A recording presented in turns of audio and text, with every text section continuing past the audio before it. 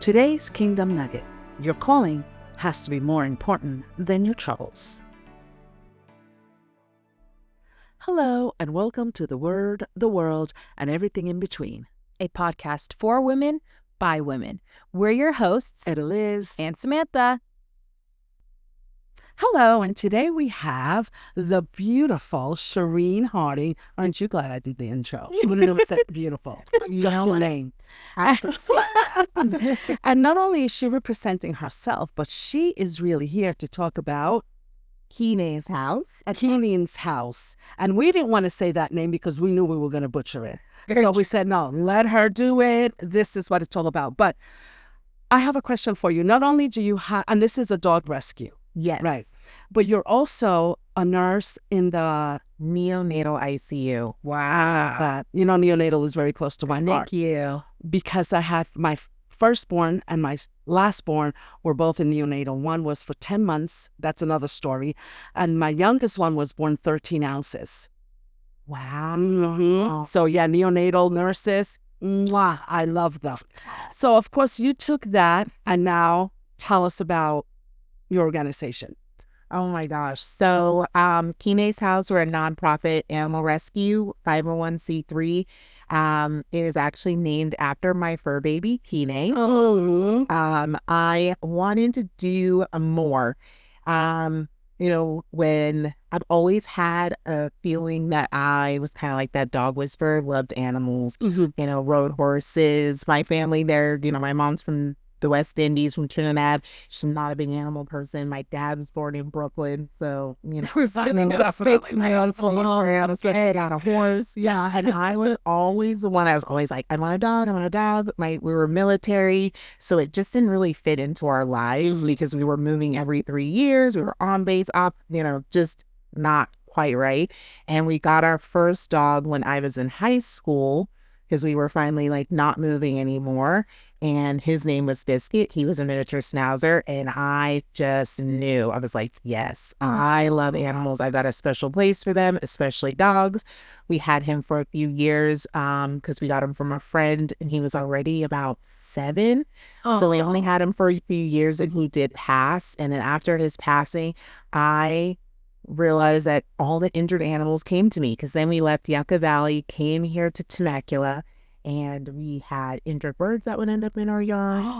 We had bunny rabbits that were born. And I take care of water, like Snow White. I could walk outside and there's all the animals waiting for her. My dad literally went to go mow the lawn, and he was shook out the grass bag, and he was just like, what is moving? They were baby bunnies. And I tried to set them up and keep them warm and hope the mama bunny would come back.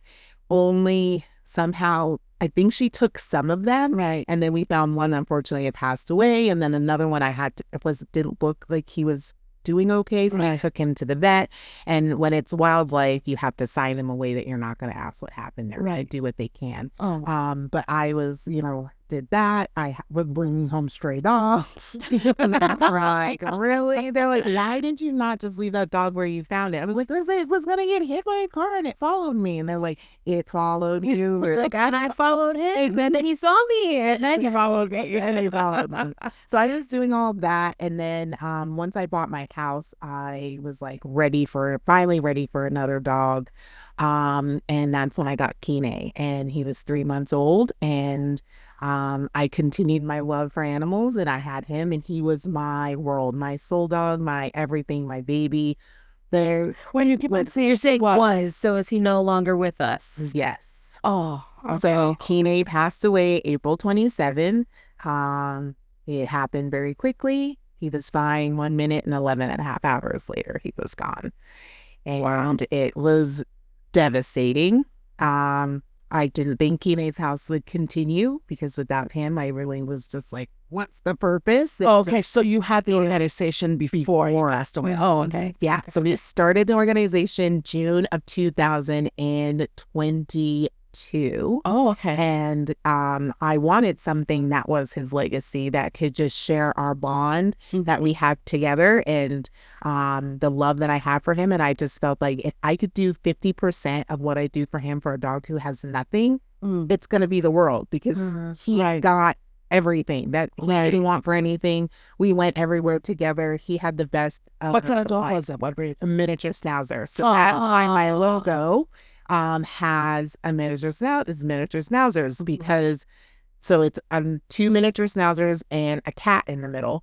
And the first miniature schnauzer is Biscuit, our first one that I got in high school, my very first dog. And then in the middle is Gizmo, who came after Biscuit passed away while I was in college. My first and probably the only cat I'll ever own because I'm not a cat person. Yeah.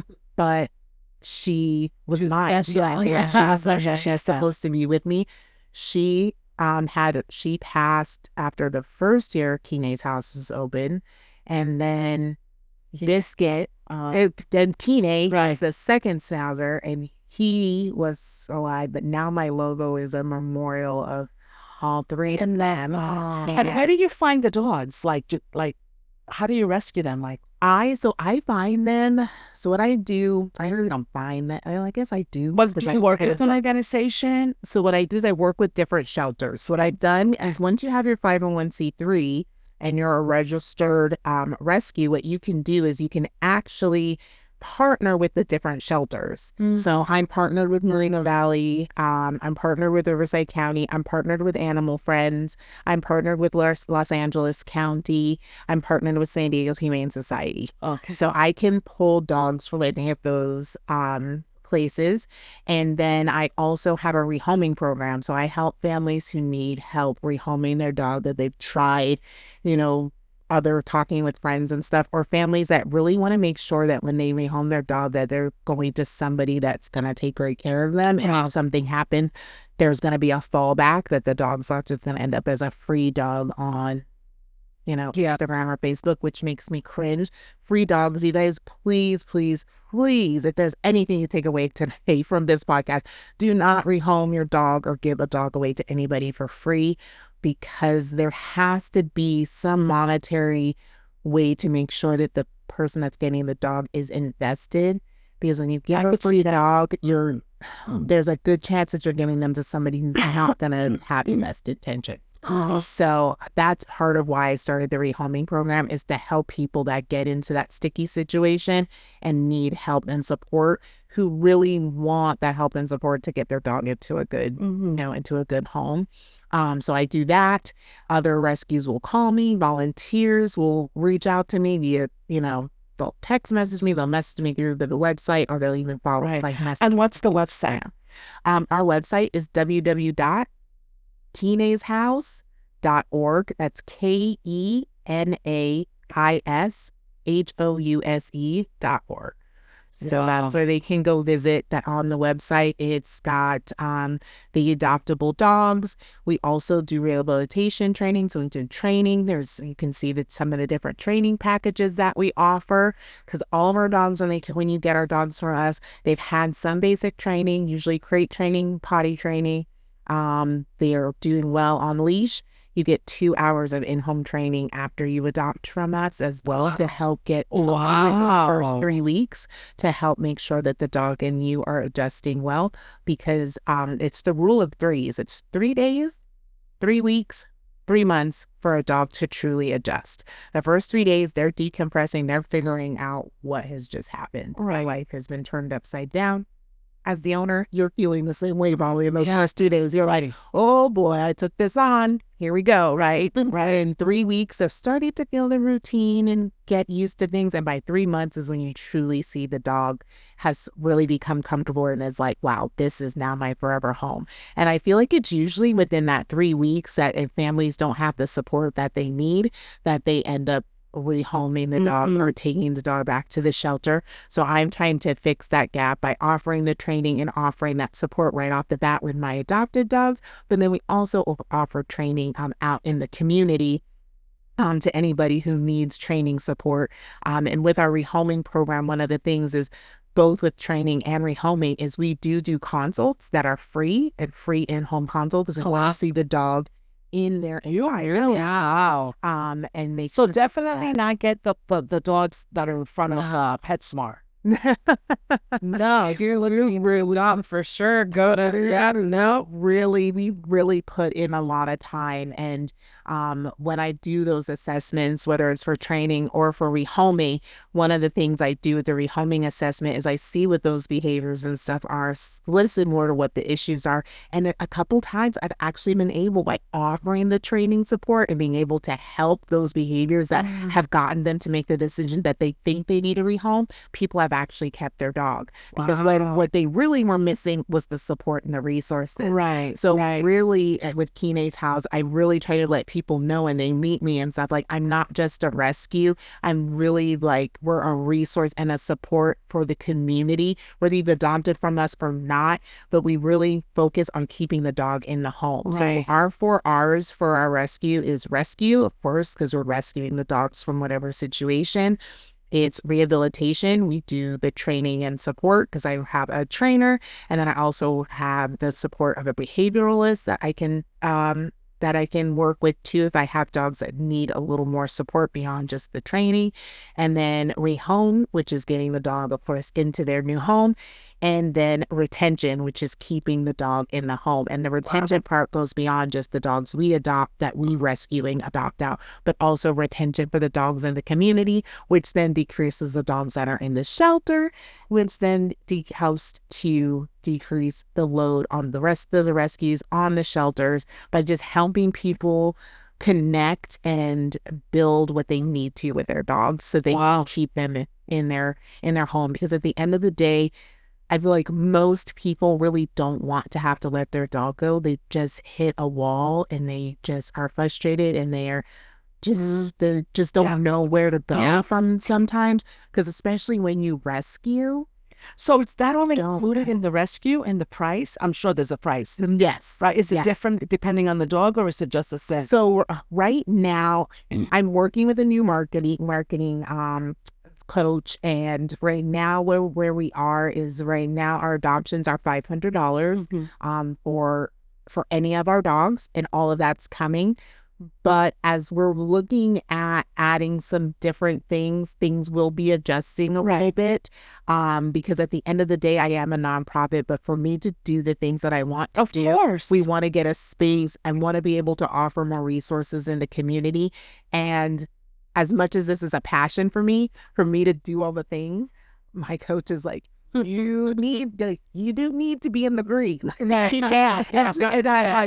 just go into my personal bank account. And he's like, oh my gosh, it's like, you gotta stop doing that. He's like, got to. But it's a passion for me. So I never really looked at the money. It's really the money that I take is, like I said, why I don't give away. It goes back into the rescue. And it's really for the people. No, they're making an investment into the pet. And so is everything included that you said for the $500, the behavioral, so that stuff? With your $500, so your dog will be spayed or neutered. I'm about to give my dog away, so that way you could give her back to me, so I could pay you $500, so you could train her as to everything that I didn't get when you did, but you got her the first time. Yes. So spay, neutered, microchipped, up to date on their vaccines. Like I said, we've usually, because I am foster based, I don't have a location. They've been in a home, so I always have my fosters work on crate training, leash training. They've had some socialization, and then the 2 hours in-home introduction. So you can split that up into 30-minute sessions, and we can spread that out through the 3 weeks. So you have my support to get through those first 3 weeks, which I feel like is usually those hard. That they will need those resources. And then if there's additional training after that, if you want more leash training, behavioral training, if you want off-leash obedience, advanced obedience, then we can talk more about what your additional wants are for your training. And then we build a training package. Oh, nice. There. And that is an additional cost, but those are when we're meeting those above that basic. Of course, some people, the basic stuff with like their peeing, pooping outside, and they're walking well on leash, and we're good. Yeah. And they're busy people. Let me ask you a question. What about if somebody wants to become a foster parent? Oh my gosh, we need fosters. As I said, because we are foster based, when I have fosters, then I'm able to pull more dogs. So to become a foster parent, you can go onto our website, like I said, www.kenayshouse.org, go to forms, click the foster form, fill out your information. You let me know what kind of dog fits your lifestyle, even when you're fostering. It's the same as with adopting. Let me know what dog. Oh, that's fits me. cool. So I'm not just going to show up to with a German Shepherd. Right? You're living in like a studio apartment. Right. Yeah. You have little Miss Piper over here. You're not going to have to tell me I can foster. And I'm like, okay, great. And I go get a Great Dane and bring Great Dane over here. We're like, right there. Yeah. So I Did you not see her? not Does it look like we're Great Day people? right. Exactly. Or even like your lifestyle, like my more like active family. Australian Shepherds. Right. Then that's because the kids are running with them and they're taking them here, there, and everywhere. Yeah. Then my families that are a little more chill. Like I just got a new foster that they're bully breeds. They love their bully breeds. They do the English bulldogs, boxers and stuff. And they also love seniors. Their house is set up for a senior. I'm going to be having a new senior English bulldog, 12 years old. My other foster was thinking she could take her. And then she's like, oh, but I've got a 2-story. I'm not going to be able to carry her up and down the stairs. What do you think? And I was like, you know what? I'll keep you as a backup. But then my other friend that was going to foster my German Shepherd for a short period of time while they were kind of like in transition, getting the dog to the new home. When she saw the English Bulldog, we got on the phone because things changed. And she's like, can I be honest with you? I was like, yeah. She's like, the English Bulldog is way better for us. Like, I know I say we're kind of open, but that's what we know, and we know seniors, and our house is set up for a senior dog. Perfect. I was like, amen. But yeah, That's what I need. So fosters, like if you're out there and you want to foster and you're concerned because you only can work with certain breeds or have certain breeds that you like, that's fine, because I need fosters that are okay with medical. I need fosters that are okay with the seniors, that are great with German Shepherds, are great with poodles, or like, that's what I love. And when you foster, it's no expense to you. We cover everything. So you don't have to pay for vet care, nothing, treats, and nothing. I bring all of this stuff. The form of pay that you bring to myself and the dog, and really more so as the dog, is your love and your time. That is your pay. You almost have me convinced to foster. Hey, let me we can get on the phone. Put on the roster really quick. Let's see. I will sign you. I'm looking for fosters, and I do short-term, long-term. You let me know. I ask my fosters if they can come and help at events or not come and help at events. You just let me know. And it's really just an open communication, a good dialogue. Like Kenai's house I'm creating a community, a family where people feel that you're going to be an animal shelter before you know it. Seriously. House animal shelter. Every county, like up and down, all over across the states. Like, put it out there. Put it out there. That's Speaking of events, you have a couple of events coming up. Yes. Talk to us about that. We're doing a few amazing things right now in the community where people can meet the dogs in person. Because I always say, I can show pictures, I can give bio, but there's nothing like meeting them in person. Yes. Sometimes I step back and let the dogs sell themselves. When they walk up to that person and they make eye contact, give them a lick or put a paw on them or lean up on them. Yeah. How could you not say, like, you're coming home with me? So I love the in-person. What is going on for December? So for December, we're going to be in Inland Empire. We're doing the Inland Empire Holiday Toy Drive that's presented by Kashan Law Firm. It's the inaugural year. Karina's doing that. Yes, Karina's doing it as well. And we are one of the nonprofits that's going to be benefiting. So right now what I'm doing is I'm dropping off drop boxes at different businesses for them to get toys, unwrapped toys, bikes. Bikes is a big one. Joey Alvera, who is the main person that's putting this on, they used to do this back in Las Vegas, and it's really big. They've been doing it for like 20 some years out there. He's bringing it here for the first time because they moved out here and he wants to see it in our community.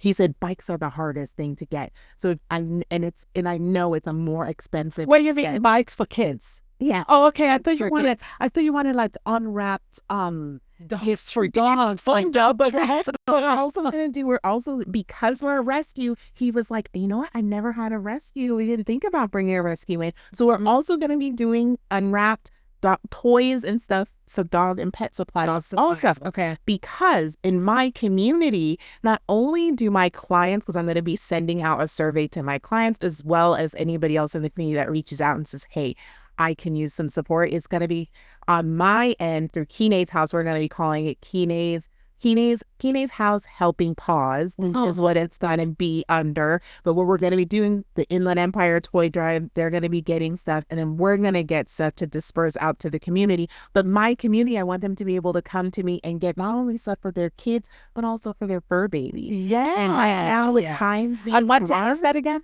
So it's going to be December 1st through the 12th. It's literally going to be right about, you can drop off your stuff at Kashaw Law Firm. Right. The 1st through the 12th up until like 8 p.m. at night. There's going to be music and like stuff on the first day and the last day, or the 1st and the 12th. So it's going to be a big thing. It's going to be December 1st and then December 12th. That's when you guys are all going to be there. Yeah, there's going to be a lot. There's the music and all of that. And then in between the rest of those days, in between, you're welcome as businesses or as individuals to drop off your unwrapped toys, bikes, and then stuff for dogs.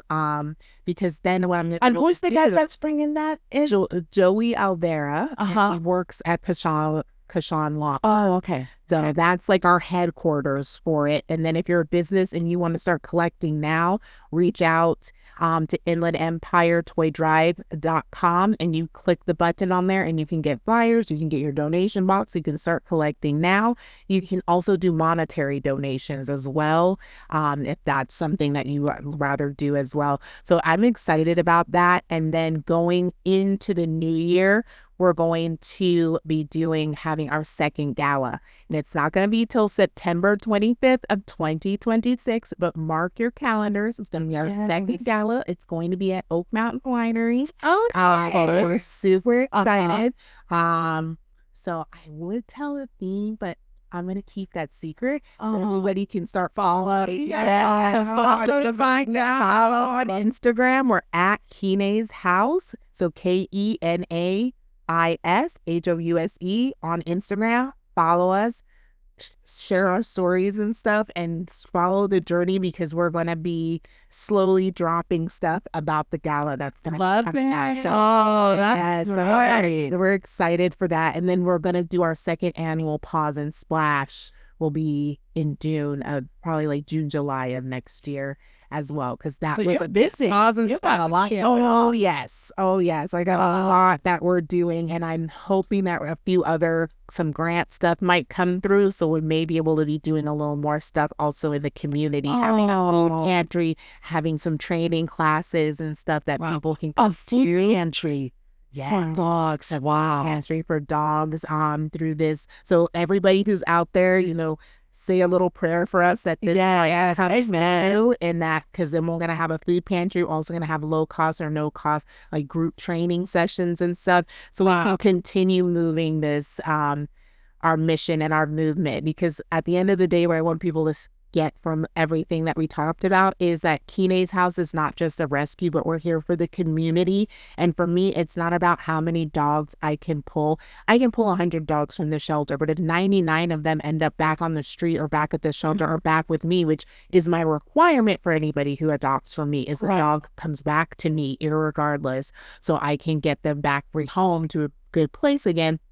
It's about how many dogs I can pull and get, and they stay in the home. Right. Yeah. How many dogs can I keep out of the shelter, keep off the streets? Though that's your mission. That's my mission. And how can I help the community to build stronger, better bonds with their dogs, so that they see them as family and they love their dog the way I loved Kenai. And that was my heart, my soul, my everything. And when I see other people light up with their dogs, like they light up when I looked at Kenai, it's it just makes Aw, the heart. well, Shareen, thank So- you so much for coming on the podcast. Thank you. Busy lady and took time out of your busy schedule to be with us. Yes. It was a pleasure meeting you and, of course, doing the podcast with you.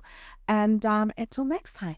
Yes. Until next time. Yes, guys, make sure you are Yes. following these Yes. wonderful I was gonna say, make sure that they're following you. that That way. follow these ladies. They are doing an amazing thing Oh, for thank you. for women and business owners. And Yes. Thank when we you. come together, Yes. we are More powerful. powerful. And I Yes. always say hashtag better together. Yes. Yes. Amen. Love that. Thank you again, you. Shareen. Thank you so much for tuning in. And remember, if you have any prayer requests, questions, or praise reports, we would love to hear from you. Bye.